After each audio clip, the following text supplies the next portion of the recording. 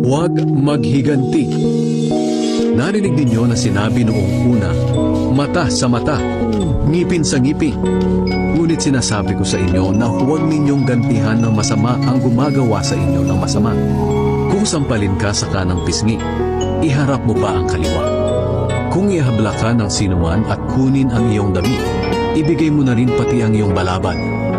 Kung sa pilitang ipapasan sa iyo ng isang sundalo ang dala niya ng 1 kilometro, dalihin mo ito ng 2 kilometro.